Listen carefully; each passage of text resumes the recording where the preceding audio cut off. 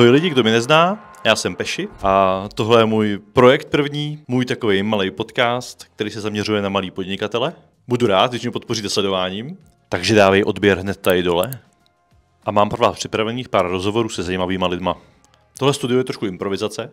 Zvuk ještě maličko řeším, takže omluvte kvalitu zvuku, obraz bych řešil docela v pohodě, ale ten zvuk ještě bude třeba dořešit, takže promiňte za ozvěnu. Cílem podcastu je přiblížit i běžný profese, jako je třeba zedník, truhlář, kadeřnice, fotograf, hasič, realitní makléř, údržbář, zájmové činnosti, jako je třeba kaligrafie, prostě takové ty běžné profese, se kterými se setkáváme každý ve svém běžném životě.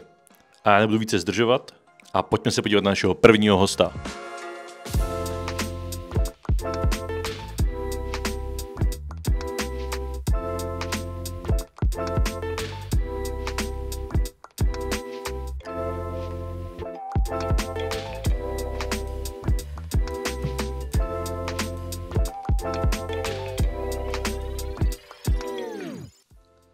Tak jo, Zuzko, ahoj, vítám tě u nás na podcastu. Ahoj, Ondro. Takže se dostaneme k první otázce rovnou. Tak mě by se zajímala tvoje cesta, jak jsi se vlastně jako dostala k tomu, co děláš. Protože to asi nebyla přímá cesta, asi to vedlo spoustou jiných profesí. Tak já jsem se kolem focení pohybovala už při škole a po škole jako grafik jsem i fotila produktovky, kde byly i retuše, takže jsem byla u toho vždycky. Jasně. Představovala jsi si, že bys byla fotografkou, anebo to přišlo až s časem? To přišlo s časem, protože jako každá holčička si spíš ráda hraje na modelku a tohle baví si, myslím, všechny holčičky. Jasně. Hrát si na princeznu a prostě modelka a takovéhle věci. Takže to bylo první vysnění povolání, bylo modelka teda? Já bych řekla, že princezna. Princezna, jo. No, ale to bych odbočila. Já jsem se vlastně u focení pohybovala už odmala. Prostě moje mamka měla ještě starý foťáky a u nás v rodině se hodně fotilo. Máme spoustu albíček a hlavní modely jsme byli my, já a bratr. Takže vlastně jako nějak to přišlo přirozeně. I s tím, že já jsem vždycky byla výtvarně nadaná. Jasně. Chtěla jsem malovat, kreslit, zpívat a vlastně, když jsem si vybírala svoji školu, tak jsem chtěla uměleckou školu. A tenkrát jsem narazila na grafiku, protože tam se toho spojuje strašně moc. Jak focení, jak grafika, designy, výtvarnictví, reklama. To mě nadchlo. Po škole jsem vlastně nastoupila jako grafik a při té práci jsem se věnovala i focení, produktovkám, retuši. A tam jsem zjistila, že mě to velice baví a možná víc než ta grafika. Takže pak jsem se tomu věnovala i ve svém volném čase, ale hlavně jsem fotila modelky. A občas jsem si na modelku i hrála. Takže... Proto ten modeling máš tomu blízko. Já jsem si všimnul, že fotíš hodně jako modelky, máš hodně si zaměřená na tohle focení, což ne každý, který fotí, což ty fotíš jsou rodiny, že jo, a rodinný focení, tak ne každý to kombinuje, málo kdo. Jako... Já bych řekla, že to, že jsem začala s modelkama, tak já jsem se tomu mohla trošku pověnovat hlouběji a neřešit ten lifestyle. Mohla jsem si jako řešit tu techniku, to, jak to má být nasvícený, že jsem na to měla čas. Modelka ti podrží. A to zní blbě. Modelka tě podrží. Ne, dobrý, a tak to neřeš. Modelka ti zůstane v klidu. Hlavní je, že já jsem vlastně byla i na té druhé straně kamery, takže jsem si to mohla oskoušet. Nikdy jsem nebyla nějaká profi, ale zajímalo mě to i z té druhé strany. Takže tohle mi dodalo i trošku pochopení z obou stran, trošku té empatie, která je opravdu důležitá u toho focení. A vlastně to, co jsem dělala i v práci, tak to šlo tak nějak v ruku v ruce a přirozeně. Dobrá, tak se posuneme trošku dál. Já tu mám na tobě pár otázek ještě. Protože jsi i maminka 2 dětí, tak mi řekni, jak se ti jako daří skloubit vlastně tenhle ten koní, nebo vlastně už podnikání Jak si to zaří skloubit jako s tím mateřstvím? Po narození dítěte to přišlo úplně přirozeně, protože já jsem chtěla zvětšit každý okamžik. Uvědomila jsem si, že ten čas je velice vzácný, ten moment, a že děti rostou strašně rychle. Což je, jestli to skočím, takový paradox. Je spousta ženských, kteří začali fotit právě protože měli děti. Pořídili si foťák, já to znám, každý za mnou chodil s tím, že jaký foťák se mám pořídit. Jo, a vlastně tím je začala většina jako fotografek. Jo, takže ty jsi vlastně jeden z dalších příkladů, ale ty jsi to dohnala jakoby do nějaký kvality a extrému. Spousta lidí začala fotit, ale pak se tomu třeba nevěnovali. Jo. Ale ty jsi u toho zůstala a tlačíš to dál, což se mi jako líbí, že jsi vydržela v tom. Ale věřím, že to je těžký skloubit jako s 2 dětma. Je to těžký, je to hodně plánování, někdy moc. Ale umím si to rozvrhnout, jako ten rozvrh, to je důležitý. Já jsem většinou s dětskama dopoledne doma, věnuju se jim a odpoledne většinou třeba edituju nebo fotím a večer už jako si řeším třeba tu komunikaci s lidmi, protože i večer oni mají čas už se na to mrknout a většinou nejvíc odpovědí mi stejně přijde kolem 7, 8. A pak už vypíná hlava a... No, jako řeknu, že ta komunikace je jednodušší než ta editace, takže jako se snažím víceméně tu editaci dělat přes den.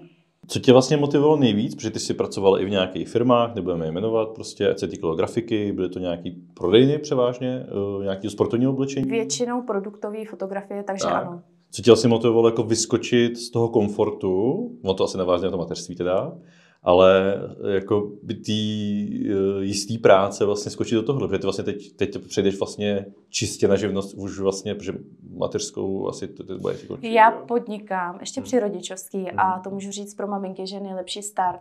A nejenom pro maminky. Jo, já myslím, že pro kohokoliv to jako pracuje a má ten čas. Jsou tam ty úlevy, jsou tam ty možnosti, kdy člověk si to může rozvrhnout a netlačí ho vlastně nějaký větší poplatky víceméně. Je to takový dobrý start. Jako je to nejlepší start, kdy člověk může zjistit, jestli do toho půjde nebo teda aspoň co se týče služeb. Jo. Samozřejmě rozjet třeba truhlařinu jen tak asi úplně levně nejde, ale služba je v tomhletom výhodná, i když víme, že ta investice do toho je stejně. Já bych řekla, že i to focení není nejlevnější záležitost. Asi záleží, jakmile jdeš do ateliéru a těchto věcí, samozřejmě jsi úplně někde jinde. No, jako každá maminka, co chce začít s focením na rodičovský, tak si musí uvědomit, že tam je hodně investic, jo, a někdy to přesahuje 100 000. Prostě bez peněz to nejde. Nic. Nejde. No. Jako když člověk to má jako koníček a chce nějak začít, tak může začít i z mála a postupně. Není to vůbec problém, hlavně na té rodičovský. Když máte toto podnikání, tak vlastně každý výdělek může být investice zpátky a tím pádem se můžete rozvíjet dál. Takže ten moment, co tě vlastně motivoval, vlastně bylo mateřství, protože člověk má čas přemýšlet. Já jsem u toho byla pořád, ale ty děti mě namotivovaly, protože konečně jsem si mohla užívat ten okamžik. Jo. A dokonce můj prvorozený, to je doteď nejlepší model, dítě, které jsem měla. On se mi opravdu snaží tak nějak zavděčit a možná to podědil po mně. A jako je to nejlepší motivace, no. Ty děti to... Jako dokud jsem neměla své vlastní děti, tak se neviděla, že mě baví nejvíc focení dětí. Je to trošku adrenalin, děti jsou svoje, potřebují svůj čas, ale o to jsou ty momentky mnohem lepší. Tak jo, co se týče ateliéru, tak jaký jsou výhody nebo nevýhody mít nebo nemít ateliér? No, výhoda mít ateliér je velká, pokud máte svůj vlastní. Samozřejmě je super ho mít ne v podnájmu, to samozřejmě vás taky trochu zatíží. Pokud si budujete vlastní ateliér, tak je super, jako pro mě výhoda, budujeme ho, máme ho zprojektovaný, už navrhuju, jak to bude vypadat. Mám ho velmi blízko domova, je to doslova pár kroků a myslím, že to je i výhoda pro zákazníky z města, že nemusí nikam dojíždět. Většinou samozřejmě nejvíc zakázek mám tady z našeho městečka krásného. Samozřejmě už se mi stává, že ke mně i dojíždějí z Krumlova nebo z Tábora. Nevýhoda je, že člověk musí hrozně dekorovat. Musí to měnit, musí tam uklízet. Jít s trendama, být trošičku i hodně moderní, být i svůj. Podnájem ateliéru si myslím, že taky není levná záležitost. Záleží asi na lokaci, ale na lokaci. To není nějaký sklad někde uprostřed nějakých opuštěných budov. Přesně, a krásně zařízený ateliér taky nikdo nenajde. Jo, jasně. Většinou, i když si ho pronajmete, tak musíte investovat do nějakého zařízení a předělávání a modernizaci. Takže samozřejmě pokud se člověk živí focením, tak ten ateliér je nutností. Nemáte zakázky před zimu. V zimě nebudou vám lítat venku děti. Jo, hlavně nabalený, nejsou to hezký fotky. Jo, nebo to člověk musí vyrovnat něčím jiným, že jo? Někdo dělá workshopy nebo nějakým způsobem online třeba, nebo... Ale zase jako většina lidí se ozve i přes zimu. Jo, není co dělat, řeknou si, chceme fotky, chceme nějaké tematické fotky. Podzimní jsou taky super, to taky lidi chodí, ale vlastně největší čas je na tu zimu, že lidi opravdu přemýšlejí, co dát jako na Vánoce za pohlednice a třeba nechtějí jenom vánoční focení. A vánoční focení to je samo o sobě taky věc, kterou si žádá 50% zákazníků. Takže... Ale nepřijde to jakoby tuctový už, jako jak jdeš jednu za druhou, ještě všichni jakoby, i když pokaždé si pohraješ s tou výzdobou, jasně, je vždycky trošku jiná, tak někdy mi přijde, že to je takový trend, co prostě jako chtějí všichni, jo? Je to taková jako tuctovka, kterou, jak moc je to baví vlastně, jako dělat jako furt to samý, jo? Protože pak upravuješ fotky x desítek lidí. Jako překvapivě, vždycky najdu nějaký jiný úhel. Každý člověk je svůj, originální, každému sluší něco jiného, každý vám tam hodí něco novýho. Takže jako mně se nestává, že by jsem se nudila, že když mám 10. focení stejný, že by to bylo pořád stejný. Jo, člověk si jede nějakou tu svoji notu, kdy už je zvyklý na nějaký ty strany, ale ne na každého to funguje. Fakt každý je individuální a nějaký dítě se vám tam rozjede a lítá vám tam kolem stropu a nějaký dítě se krásně posadí a vypadá už nádherně a každému právě sedne něco jiného a to mě na tom baví, že prostě každý to sezení nebo to focení je prostě originální. A teď bych se chtěl dostat k tomu, kromě ateliérových focení a modelových focení, a ty jsi říkala vlastně, že jsi fotila i produktové věci, o kterých vím. A produktovky, tak nám něco řekni k produktovkám, jako jak na to pohlížíš a jak moc je to náplň tvojí práce? Produktovky, to je to, co umím asi úplně nejlépe a právě proto se tomu strašně bráním, protože už to mám strašně najetý. Jo, nemám zakázku, kdyby nebyly nespokojený. Jo. Samozřejmě vždycky ty produktovky jsou jiný. Jednou jsou to oblečení, jednou to jsou třeba medoviny a po třetí jsou to třeba obří nerezové konstrukce. To cením tohle, jako že jsi prošla jako několika způsobů, velikostí věcí, protože každý začíná prstínky, jo, ty malé věci, to jde vždycky. No, u mě to začalo prostě... U mě vždycky to začne nějakým extrémem, takže, ale zase pak už je to lehčí, že jo. Takže máš jako televizi starou, na který položíš jako věci a na té staré televizi fotíš produkty, že jo. To se mi stalo. To se mi to stalo, to bylo docela vtipný, si to je přišel a ty jsi mi ukazovala, že tam takhle položíš televizi, na to položíš nějaký věci, na tom nafotíš. To měli jsme starou, obří televizi a vlastně jsem potřebovala mít trochu odraz a ta televize je prostě výborná a neměla jsem žádný černý prostředí a chtěla jsem změnu od toho bílého pořád. A tak jako, co si budeme říkat, focení je kreativní. Je to o kreativnosti. A to bylo nějaký maslo, ne? Nebo co to bylo? Nebo... Jo, a zrovna si na tom černým podhledu vypadá fakt dobře, jako, jo? Že to vynikne. Hlavně, když tam člověk nasype koření a nějaký kámen do toho zabuduje. Prostě jako člověk se tím inspiruje. Začneš nějakým podkladem a nějak to na sebe jako navrpíš, pak zjistíš, jestli to jde k sobě, nejde to k sobě a díky tomu zjistíš, jestli je to dobrý. A hlavně jsem zjistila, že jako samozřejmě já se inspiruju, každý se inspiruje Pinterestem nebo něčím, co je moderní, ale ve finále nejlepší fotky přijdou sami tím, jak člověk to doplňuje, jak se snaží zkombinovat světlo, nějaký produkty a někdy chce být i jiný a odlišit se a právě proto je dobrý řešit to úplně jinak. Jak kdyby to nikdo nikde neřešil. Takže třeba u mě televizí. Jo, proč ne, no, to se mi právě líbilo. Jak moc vlastně komunikuješ s klientem, co se týče zrovna třeba toho produktového focení? Nechává to víc na tobě? A nebo je to boj? Jako kdy prostě něco uděláš, předěláváš to? Je to jako těžký? Tak většinou si sednem, vyslechnu si, jakou má zákazník představu. pro zákazníka prostě, pokud on nemá žádnou představu a chce třeba jenom bílé fotky nebo prostě čisté fotky, tak je to strašně jednoduchý a většinou to nechávají na mě. Jo, třeba mi ukážou tu představu a já jim když tak můžu dát nějakou inspiraci, snažím se jim tam něco dát jako ještě navíc, kdyby chtěli to trošku změnit, ale vesměs ty produktovky, to je na mě. Jak to udělám, vždycky jsou spokojený. Je to volnější, no.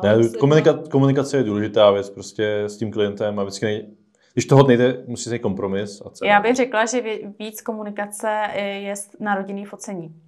Opravdu, co se týče oblečení, prostoru, venku, vevnitř, co si od toho představují, jestli to chtějí víc lifestyle nebo víc princeznovský. Každý má jinou představu a je to lepší všechno si vysvětlit, než prostě se tím zabývat, když už tam jsou ty dětičky. Jo, samozřejmě často se i stává, že přijde nějaká představa a tou lokací se úplně změní a maminka je úplně unešená tím, že je tam něco úplně jinak, ale vlastně to k ním víc sedne, než nějaká představa, kterou viděli někde jinde. Já třeba hrozně nerada úplně kopíruju nějaký už fotky, které někdo přinese, protože často se stává, že zrovna ten člověk se k tomu úplně Pinterest myslíš, jo? Takový to, viděla jsem tyhle fotky, tak bych chtěla, no to je těžký, že? Tak nikdo to člověk neskopíruje. Neskopíruje to a ani to nechce skopírovat. My třeba ty Pinteresty třeba z Ameriky nikde nemáš takovýhle jako prostředí. Pak většinou, když člověk chce takovýhle jako výhledy, tak opravdu ten zákazník, co sám do toho dá, tak dostane, jo? Že když si řekne, já chci prostě nádherný obzory, nádhernou krajinu, tak samozřejmě musíte vyšlapat na nějaký kopeček. A když chce mít třeba tohle krásný světlo, tak jako samozřejmě to nemůže být ve 12 hodin. Jo? A to já jim se snažím strašně vysvětlovat, protože lidi opravdu nevnímají to, že pokud mají tu představu, tak musí do toho dát něco i ze sebe, tu ochotu a i jako třeba hlouposti, jo? Třeba si přinesou balonky, blbůstky a hned z toho je něco lepšího, mnohem lepšího. Všechno něco tomu přinese, že jo? Člověk má s čím pracovat. Jako i kdyby člověk přinesl, nevím, prostěradla. Hračku toho dítěte nebo něco. Nebo i prostěradla, 4 prostěradla, jak se tam tahají nebo něco takového, je to jiný, je to super. A hlavně jsem zjistila, že nejsou to kostrbatý fotky, jsou to fotky, které ukazují nějakou tu radost. Přirozenost. Já samozřejmě nejsem zastánce jenom těch lifestyle fotek, já mám ráda i trošku i ty modelový, protože u těch modelových zase člověk může být něžnej. Jo? Může vyvolat nějaký ty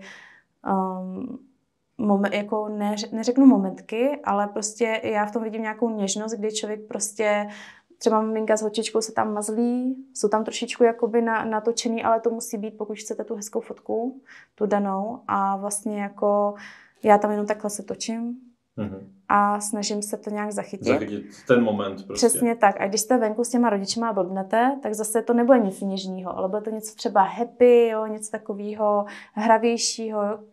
Každá situace má něco jiného a něco do sebe. Zachytit emoce je asi jako jedna z těch věcí, kterou by to mělo. Já mám i maminky a modelky, které prostě chtějí mít fakt jenom ty pózy. A proč ne? Jako v dnešní době nic není špatně. A další otázka. Co v podnikání byla pro tebe největší výzva? Takže myslíš podnikání, ne při focení? No, tak podnikáš ve focení, takže asi jo. Já bych řekla, že každá nová věc, kterou jsem neznala, tak je pro mě výzva i v tom podnikání, protože já jsem v životě samozřejmě nepodnikala a člověk se všechno tak nějak učí postupně a vždycky mě něco překvapí. Ale jako bylo něco vyloženě, co jako byl jako problém nebo jako nějaký velký trouble, který si musel jako řešit? Asi ne, jenom spíš člověk si vždycky ověřuje ty informace o tom, jak to má udělat, kam má jít, kde si zaplatit třeba, že začínáš podnikat, tak to je takový to učení a ty kroky, jak se dostat k tomu svému cíli a překvapí mě asi každá nová věc, co přijde. Jinak jako větší problémy nebyly. Spíš co se ohledně týče toho pokračování po rodičovský, tak teď řeším tuhle situaci, jak to mám udělat správně a můžu říct, že v dnešním světě, i když máme i GPTčko a lidi na úřadu, tak málo kdo mi je schopen říct veškeré informace, co chci. Takže to opravdu hledání a ptaní se a řešení. Samozřejmě je skvělý mít nějakýho fotografa už guru, co si tím prošel, ale málo který je sdílnej, no. Všichni mají to know-how a vlastně většinou od toho jsou vlastně ty kurzistky a ty koučové, ale zase jako co si budem, to zase stojí další Otázka je, jestli řešit úplně všechno, kolikrát jako ne vždycky se vyplatí nechat hromadu energie v něčem, co není tak důležitý vyřešit. Jo? Člověk si myslí, že hlavně to by mělo všechno správně, ale jako teď narážím na určitý věci, že ty věci prostě počkají, jo, a nemusí se řešit jako hned, samozřejmě, jo, ale chápu, že člověk chce jít do toho s tím, že už to nechce řešit, jo, se to mít jako vyřešený. Samozřejmě je to klid na duši, když víte, že je to správně a že všechno jde podle toho, jak si člověk naplánuje. A samozřejmě zjišťuju v mém povolání, že nikdy nejde všechno podle plánu. Kdyby si mohla něco změnit na tom, jak jsi začala podnikat, tak si tam změnila bys něco na tom, jak si se k tomu, nebo co děláš nějak, a dělala bys to jinak, anebo... Jako kdybych věděla to, co vím teď, tak samozřejmě bych dělala všechno úplně jinak, protože já mám tu cestu bohužel samouka hodně často a je to taková trošku krvavá cesta, kostrbatá a jako každý fotograf řekne, že by si i tu koučku zaplatil, aby věděl teď to, co ví po těch letech, tak samozřejmě ano. Určitě ano. Jako workshopy dávají smysl. Workshopy dávají určitě smysl. Ale musí něco předat. Nesmí to být workshop o ničem, že? Jako přesně, člověk musí protřídit workshopy a už teď existuje plno workshopů a koučů, který vlastně na tom docela dost vydělávají. A většinou člověk se musí opravdu protřídit a probrat tím, co vlastně chce dělat, protože opravdu teď už je hodně i kurzů online a všeho a člověk i musí tu kurzistku mít nějakou, která jí i sedne. Jo, zrovna teď já hledám i nějakou kurzistku a sleduju spousta mých, jak to říct, bohyň nebo někoho, koho obdivuju, tak opravdu sleduju, abych věděla, že chci třeba si vybrat zrovna konkrétně jí, jestli mi sedne.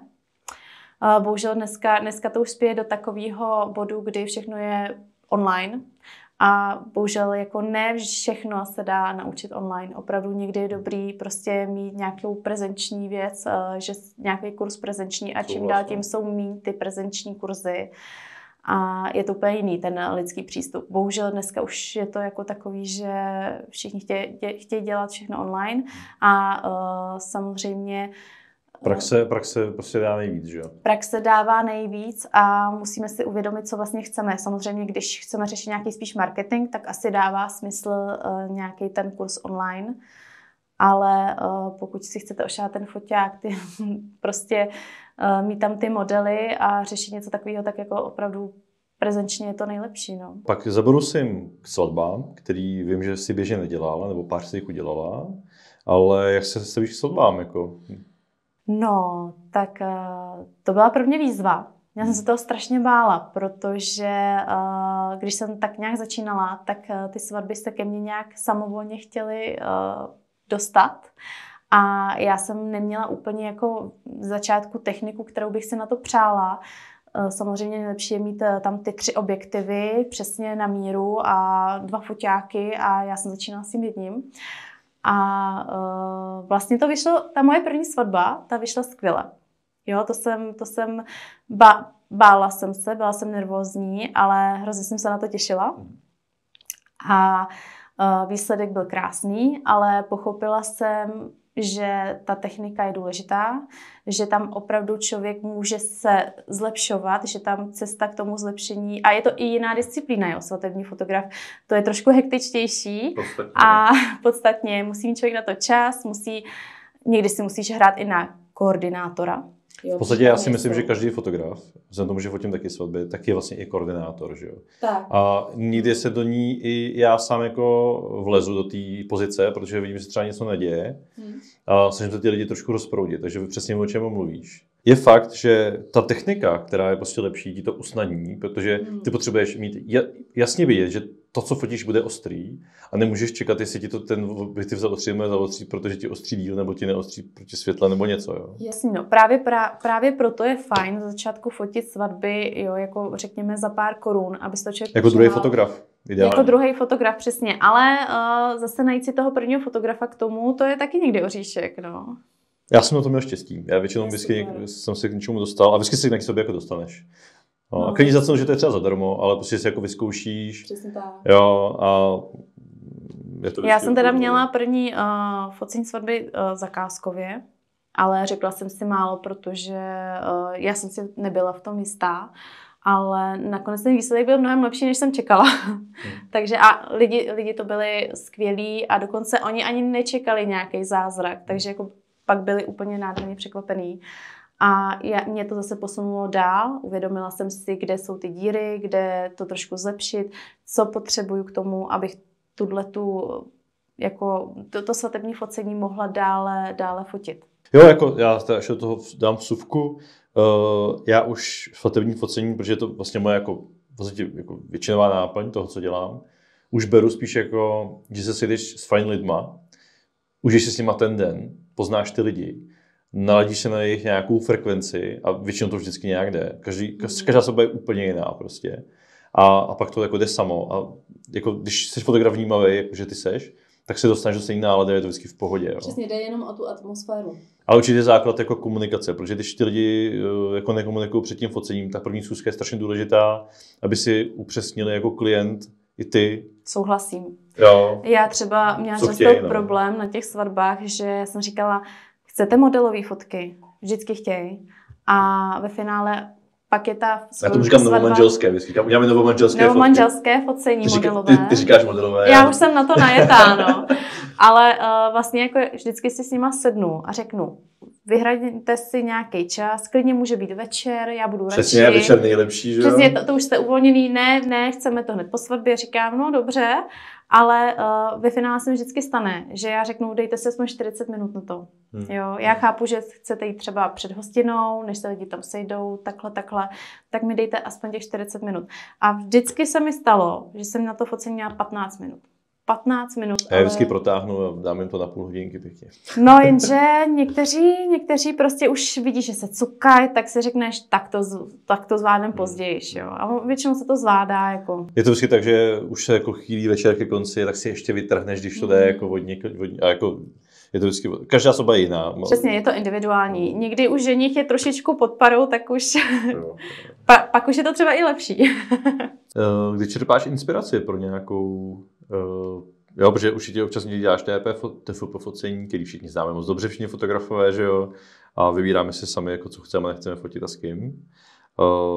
Tak celkově sbíráš jako inspiraci pro tvý nápady. Tak inspiraci většinou beru asi všude. Třeba i při hraní s dětma tak najednou mě něco trkne, nebo když je vidím, něčím si hrajou, tak hned dostanu třeba i nějaký nápad. Samozřejmě máme inspiraci na Pinterestu, nebo je to takový jako individuální, no. Nebo i ten člověk, který mi napíše, tak mě může něčím inspirovat. Většinou se do něčeho i dobereme spolu. Takže a třeba zahraničí, jako nějaká inspirace, to vždycky funguje, ne? Co funguje zahraničí? No většinou je pravda, že co je v zahraničí, tak nám doputuje. A tady už je jenom předháňka, kdo to zkusí první. Přesně, to tak prostě funguje. Byly momenty, kdy jsi to chtěla třeba vzdát, když jsi řekla, hele, ne, teď nevím, třeba nemám peníze, nebo nemám energii, jo, a tak dál? Většinou byly momenty, kdy děti byly prostě nemocný, bylo to hodně, nešlo to jakoby úplně naplánovat, protože ty jsi bez energie, je toho moc, máš tam nějaký editace, musíš to udělat. A to byly doby, kdy jsem myslela, že to nedám, ale já prostě miluju focení a chtěla jsem toho zůstat. A moment, kdy se mi to vyvrátilo, bylo, když mi prostě nějaký zákazník napsal, že se rozbrečel u těch fotek, nebo že se mu strašně líbily, že jsem ho prostě úplně nadchla. Ta zpětná vazba tě posílá. Ano, ta zpětná vazba, kdy ten zákazník prostě byl úplně nadšenej, tak to mě zase jako posunulo dál, zase jsem byla prostě na koni. A vlastně, i když se mi třeba i mně něco povede, něco svýho, nějaký můj projekt, to mi to šíleně nakopne, protože vím, že to má smysl. Ještě se dostanu na začátek věci, které jsme neprobrali, a to je focení jsme probrali, je vidět, že prostě tě to baví, že to naplňuje. Já jsem rád, že jsou lidi, kteří naplňují jejich práce a mají z toho radost. A my spolu i spolupracujeme, takže jsem rád, že prostě mám někoho, s kým můžu také spolupracovat, že jsi sem vůbec přišla a vážím si toho. Jakýma všema pracemi jsi vlastně musela projít, než jsi dostala k tomu, co děláš? Jo? Takže jestli to nějak rozvedeš. Když nebudu řešit jako nějaké brigády u školy, tak vlastně po tom, co jsem dělala komerční focení pro nějakou sportovní firmu, tak jsem měla pocit trošku vyhoření, že ta kreativita vlastně z vás trošku vyprchá, nebo ten tlak toho biznesu už máte pocit vyhoření, jo? Prostě už to nemáte jako chuť dělat, protože jste kreativní a prostě, co si budeme říct, tohleto z vás vysaje všechno. A my jsme se rozhodli s mým nynějším manželem, že prostě pojedeme do zahraničí, odpočineme si, dáme si tam nějakou práci, prostě budeme cestovat. A to byl zase takový jako rozjezd pro mě, že jsem si mohla v hlavě utvořit to, co chci, že jako bych chtěla dělat to a chci být svým pánem a že vlastně chci dělat jako uměleckou práci, chci fotit, to už jsem věděla, ale chtěla bych to dělat za svých vlastních podmínek. Takže jsi se ze zahraničí dostala do Čech? A v Čechách? No, v Čechách jsem nechtěla dělat grafiku už. Nechtěla jsem dělat grafiku, protože mě grafika bavila, ale spíš kreativněji a v tom... Ne tu komerční prostě. Ne tu komerční a hlavně... Myslím, že jsi dělala jako letáky nebo něco v tom stylu? Já jsem designy, grafiku, loga, všechno tohle, ale tam samozřejmě v tom je hodně času, hodně předělávání a je tam i takový tak jako trošku nátlak a v tu chvíli jsem si uvědomila, že já to nechci dělat pod někým, pod tlakem. Takže já jsem úplně šla někam mimo na 2 roky, kde jsem si třeba právě fotila koníčkem, že jsem si mohla fotit a začalo mě to strašně bavit. A pak jsem vlastně otěhotněla, šla jsem na rodičák a... Fotografie byla jasná volba. Fotografie byla jasná volba a hlavně jsem si konečně pořídila lepší foťák. Jasně. Přišla jsem z Nikona na Sonku a najednou to dávalo smysl, jo. Prostě najednou to šlo jednoduše, přirozeně, samo a najednou jsem měla nadšení a hlavně já jsem se tenkrát ještě hodně scházela s jednou maminkou, která byla taky pro takovéhleto tvoření a mě to hrozně nakoplo. Takže jako i díky ní mé kamarádce vizážistce